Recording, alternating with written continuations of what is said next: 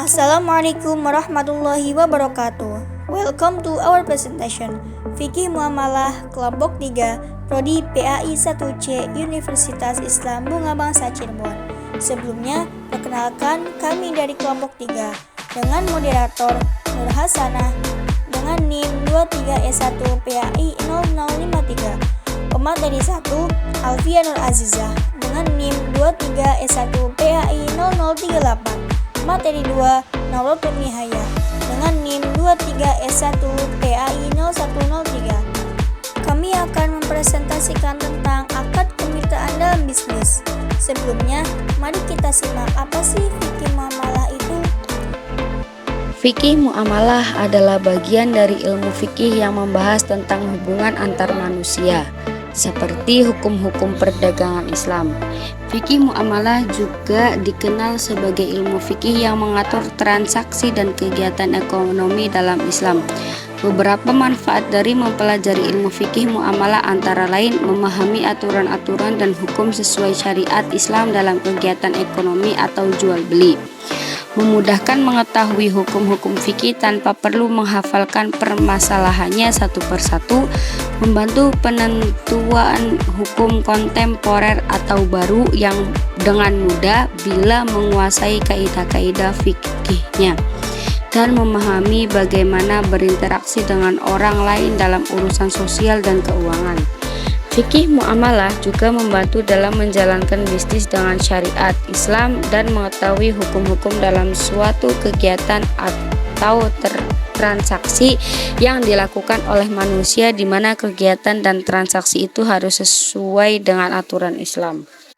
Berikut adalah pengertian akad kemitraan dalam bisnis. Akad kemitraan dalam bisnis adalah perjanjian di antara pihak-pihak yang bekerja sama untuk mencapai tujuan bersama, seringkali melibatkan pembagian keuntungan dan tanggung jawab secara proporsional. Akad kemitraan dalam bisnis dibagi menjadi 3. 1. Mudharabah. 2. Akad kirot. Yang ketiga, akad musyarakah atau syirkah. Pengertian akad mudharabah. Akad mudharabah adalah akad kerjasama antara dua pihak, di mana pihak pertama, yaitu shahibul mal, menyediakan seluruh modal, sedangkan pihak lain menjadi pengelola, dan keuntungan usaha dibagi menurut kesepakatan nisbah bagi hasil yang dituangkan dalam perjanjian. Sedangkan apabila rugi ditanggung oleh pemilik modal selama kerugian itu bukan akibat kelalaian si pengelola. Adapun rukun mudharabah menurut ulama Syafi'iyah ada 6. 1. Pemilik modal atau shahibul mal.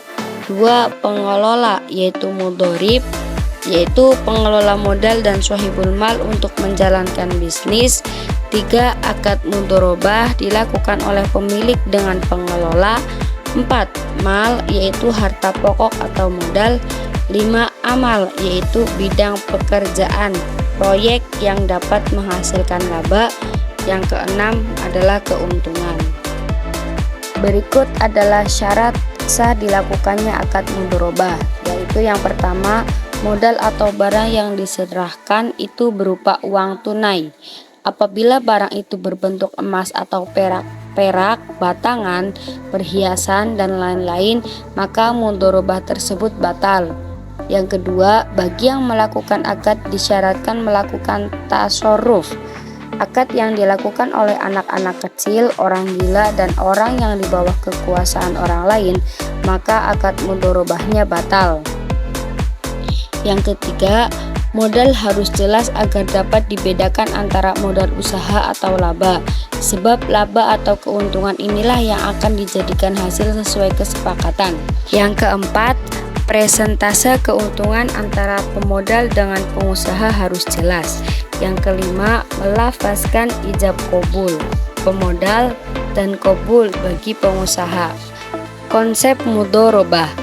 Mudharabah dalam fikih adalah menjadikan seseorang menyerahkan modal kepada pengusaha atau pekerja untuk diusahakan dengan syarat keuntungan dibagi sesuai kesepakatan yang telah ditetapkan dalam kontrak. Adapun kerugian sepenuhnya ditanggung oleh pemilik modal. Pengusaha atau mudhorib dalam hal ini memberikan kontribusi pekerjaan, waktu, pikiran, dan tenaga dalam mengelola usaha sesuai ketentuan yang sudah disepakati dalam kontrak, yaitu untuk mendapatkan keuntungan usaha yang akan dibagi berdasarkan kesepakatan. Keuntungan mudharabah yaitu 1. Modal, 2. Manajemen, 3. Jaminan, 4. Jangka waktu, 5. Nisbah keuntungan, 6. Bentuk mudharabah. Akad kemitraan dalam bisnis yang kedua yaitu qirad. Qirad atau mudharabah merupakan salah satu bentuk akad kerjasama dalam perdagangan. Istilah qirad digunakan oleh orang Hijaz, sedangkan orang Irak menyebutkan dengan mudharabah. Dengan demikian, qirad dengan mudharabah memiliki arti yang sama. Al-qirad menurut bahasa diambil dari al-qard, berarti al-qat', yaitu potongan. Sebab pemilik memberikan potongan atau sebagian dari hartanya diserahkan kepada pengusaha agar hartanya diperdagangkan, dan pengusaha tersebut akan memberikan laba yang diperoleh sesuai dengan kesepakatan. Rukun qirad menurut jumhur ulama bahwa rukun qirad ada 3, yaitu yang pertama 2 orang yang melakukan perjanjian, yang kedua modal, dan yang ketiga ijab dan qabul atau sighah. Ulama Syafi'iyah memerinci lagi rukunnya ada 5, yaitu yang pertama modal, yang kedua pekerjaan, yang ketiga laba, yang keempat sighah, dan yang kelima ada orang yang melakukan perjanjian. Syarat qirad ada 3, yaitu yang pertama 2 orang yang melakukan perjanjian, yang kedua saham disyaratkan menjadi 4. Yang pertama berbentuk uang, yang kedua jelas jumlahnya, yang ketiga tunai atau langsung, dan yang keempat dialihkan atau diserahkan seluruhnya ke pengelola saham. Yang ketiga yaitu keuntungan atau laba. Struktur qirad ada 2, yaitu yang pertama sumber dana qirad, yang kedua barang yang sah dijadikan qirad. Akad kemitraan dalam bisnis yang ketiga yaitu musyarakah atau syirkah. Musyarakah berasal dari kata syirkah yang berarti percampuran. Para ahli fikih mendefinisikan sebagai akad antara orang-orang yang berserikat dalam modal maupun keuntungan. Musyarakah adalah sebuah bentuk kemitraan di mana 2 orang atau lebih menggabungkan modal dan kerja mereka untuk berbagai keuntungan, menikmati hak-hak dan tanggung jawab yang sama. Jenis musyarakah ada 2. Yang pertama syirkah amlak atau syirkah kepemilikan. Syirkah amlak merupakan perserikatan kepemilikan suatu aset kekayaan bukan karena sebuah kontrak. Syirkah amlak terbagi lagi menjadi 2 macam, yaitu syirkah ikhtiar dan syirkah jabar. Syirkah ikhtiar atau sukarela itu syirkah yang dilakukan oleh 2 orang yang berserikat. Misalnya 2 orang yang menerima hibah atau wasiat dan mereka berserikat atas apa yang mereka terima dalam hal milik. Atau 2 orang yang sama memutuskan untuk berserikat dalam membeli barang. Sedangkan syirkah jabar atau paksaan adalah syirkah yang timbul tanpa didahului kehendak atau otomatis. Misalkan tercipta karena warisan. Yang kedua yaitu syirkah uqdu atau syirkah kontrak. Syirkah uqdu merupakan perserikatan 2 orang atau lebih yang tercipta karena adanya akad atau kontrak untuk bermitra usaha dengan menerima pembagian keuntungan dan kerugian. Syirkah uqdu terbagi lagi menjadi 4 macam, yaitu syirkah al-i'nan, syirkah al-muwaffadoh, syirkah amal, dan syirkah wujub. Kemudian mazhab Hambali memasukkan syirkah mudharabah sebagai syirkah yang kelima, sedangkan pendapat lain mudharabah dimasukkan dalam pembahasan tersendiri atau berbeda dengan syirkah. Beberapa rukun akad musyarakah yang harus dipenuhi yaitu yang pertama pelaku akad, yaitu para mitra usaha. Yang kedua objek akad, yaitu modal atau mal. atau pekerja, yaitu mudharabah, dan keuntungan atau ribah. Yang ketiga yaitu sirot atau ijab dan qabul. Sesuatu yang berkaitan dengan semua bentuk syirkah, baik dengan harta maupun yang lainnya. Dalam hal ini terdapat dua syarat, yaitu yang pertama, yang berkenan dengan harta yang diakadkan adalah harus dapat diterima sebagai perwakilan. Yang kedua, yang berkenan dengan keuntungan, yaitu pembagian keuntungan harus jelas dan dapat diketahui dua pihak, misalnya setengah, sepertiga, dan yang lainnya. Sesuatu yang berkaitan dengan syirkah amwal atau syirkah harta seperti syirkah al-i'nan dan syirkah al-muwafadah.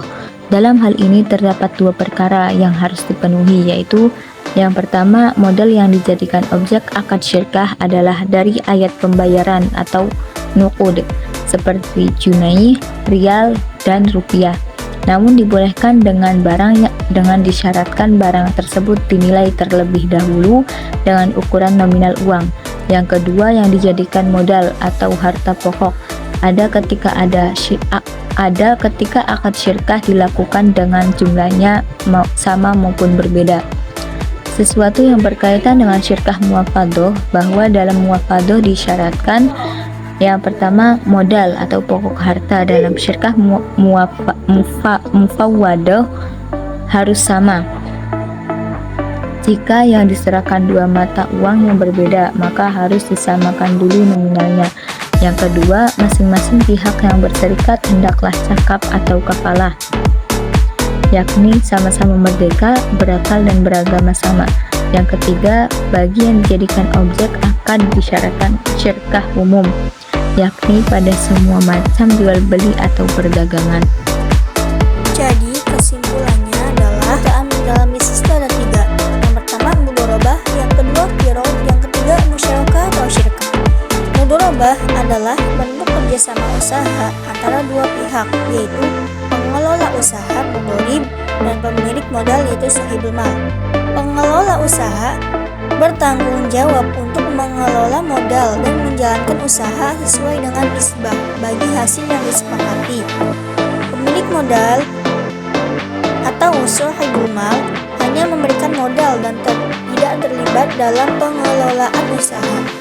Keuntungan atau kerugian usaha dibagi secara adil antara kedua pihak. Yang kedua yaitu qirad. Qirad adalah bentuk kerjasama usaha antara dua pihak, yaitu pengelola usaha qirad dan pemilik modal sahibul mal. Qirad bertanggung jawab untuk mengelola modal dan menjalankan usaha sesuai dengan nisbah bagi hasil yang disepakati. Sahibul mal hanya memberikan modal dan tidak terlibat dalam pengelolaan usaha. Keuntungan atau kerugian usaha dibagi secara adil antara kedua pihak. Qirad bisa juga disebut mudharabah, termasuk salah satu bentuk akad syirkah atau perkongsian. Yang ketiga itu musyarakah. Musyarakah adalah bentuk kerjasama usaha antara dua pihak, yaitu mitra pengelola yang dinamakan musyarik dan bank syariah musyarakhi. Musyarik bertanggung jawab untuk mengelola proyek atau bisnis yang dilakukan bersama dengan bank syariah. Bank syariah bertanggung jawab untuk memberikan pinjaman atau pembiayaan kepada mitra pengelola dengan bunga yang wajar. Keuntungan atau kerugian proyek atau bisnis dibagi secara proporsional antara kedua pihak. Mungkin cukup sekian presentasi dari kelompok 3 tentang akad kemitraan dalam bisnis. Kurang dan kurangnya mohon maaf. Wabillahi taufiq wal hidayah. Wassalamualaikum warahmatullahi wabarakatuh.